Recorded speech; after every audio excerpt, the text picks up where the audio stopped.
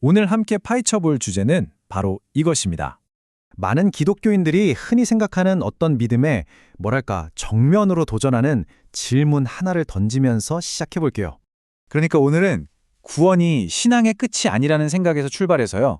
하나님의 영광이라는 게 대체 뭔지, 또 그게 왜 그렇게 중요한지, 그리고 오늘을 사는 우리는 그걸 어떻게 볼 수 있는지, 마지막으로 이 모든 것이 우리 삶을 궁극적으로 어떻게 바꾸는지 이 순서대로 한번 따라가 보겠습니다. 자, 그럼 첫 번째 이야기부터 시작해 보죠. 구원. 기독교 신앙의 가장 기본이면서 출발점이잖아요.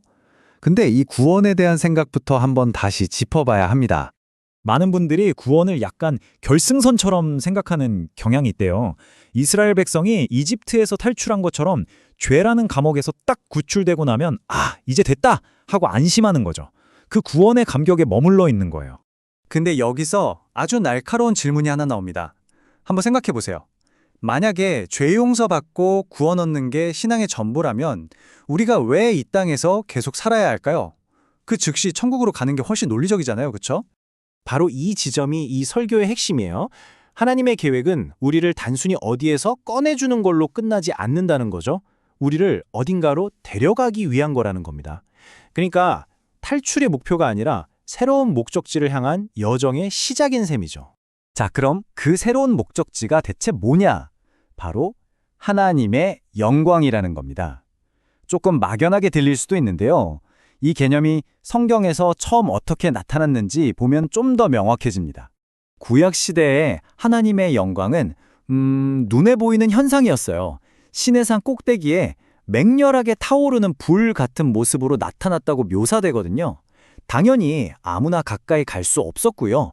접근할 수 있는 사람과 거리가 엄격하게 정해져 있었습니다. 이 표를 보면 정말 흥미로운 게 보여요.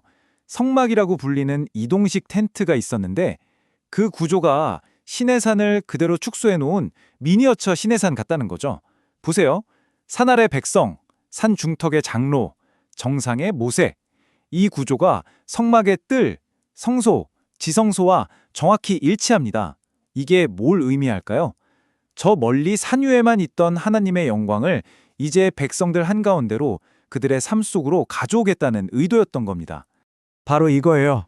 이게 하나님의 마음인 거죠. 저 멀리 높은 곳에 계신 분이 아니라 사람들 틈에서 함께 하시는 마음. 성막은 바로 그 마음의 표현이었고 목적이었습니다. 자, 그런데 이건 정말 까마득한 옛날 이야기잖아요.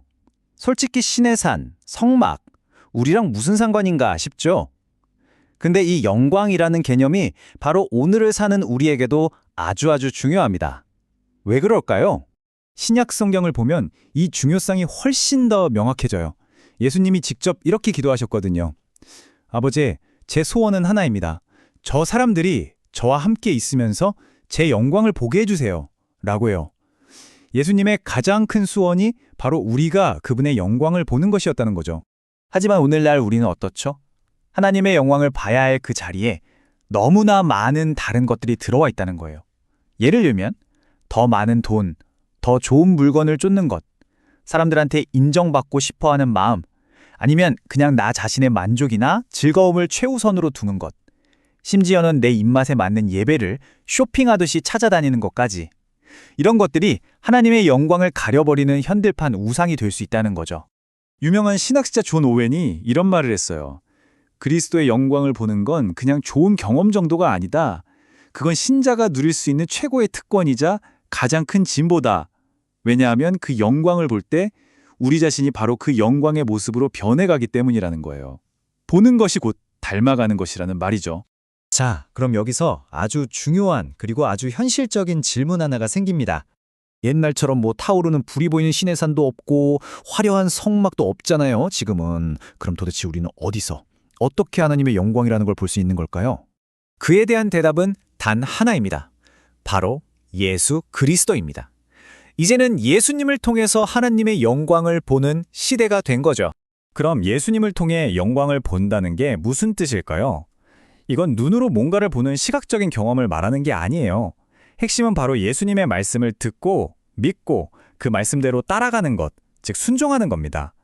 예수님의 모습이 막 빛나던 그 산 위에서 하늘로부터 음성이 들렸잖아요. 이는 내 사랑하는 아들이니 너희는 그의 말을 들어라. 바로 그거죠. 자, 이제 마지막 단계입니다. 이렇게 예수님의 말씀을 듣고 순종하면서 그분의 영광을 바라볼 때 우리 삶에는 과연 어떤 결과가 나타날까요? 한마디로 삶이 변합니다. 성경은 정말 놀라운 약속을 해요. 우리가 계속해서 주님의 영광을 바라보면 우리가 모르는 사이에 그 영광스러운 모습으로 점점 변해간다는 거예요. 마치 우리가 좋아하는 사람을 자꾸 쳐다보면 그 사람을 닮아가는 것처럼 말이죠. 이 차이를 한번 보세요. 영광을 추구하기 전의 삶은 어때요? 그냥 습관적이고 뭔가 정체되어 있죠. 모든 관심이 나 자신, 내 만족에 쏠려 있고요. 예배도 그냥 의무적으로 치르는 일과 중 하나가 되기 쉽습니다. 하지만 영광을 추구하기 시작하면 삶이 완전히 달라져요. 매일매일이 새로워지고 삶의 초점이 나에게서 하나님께로 옮겨가죠. 예배는 더 이상 의무가 아니라 하나님을 만나는 놀라운 경험이 되는 겁니다. 이건 그냥 몇 가지 습관을 바꾸는 수준이 아니라 인생의 방향 자체가 바뀌는 거예요. 그래서 결론은 이겁니다. 신앙의 목표는 그냥 교회 다니는 사람이 되는 게 아니라는 거예요. 진짜 목표는 하나님의 영광을 보는 사람이 되는 겁니다. 종교적인 의무를 다하는 사람에서 살아계신 하나님을 매일 경험하는 사람으로 우리의 정체성 자체가 바뀌어야 한다는 거죠. 지금까지 길게 설명했지만 결국 이 모든 이야기는 하나의 질문으로 모아집니다. 이건 그냥 머리로 이해하고 끝낼 신학 지식이 아니에요. 바로 지금 여러분 한 사람 한 사람을 향한 개인적인 초대장입니다. 하나님께서 여러분을 그 영광의 산으로 부르고 계십니다. 여러분은 어떻게 응답하시겠습니까?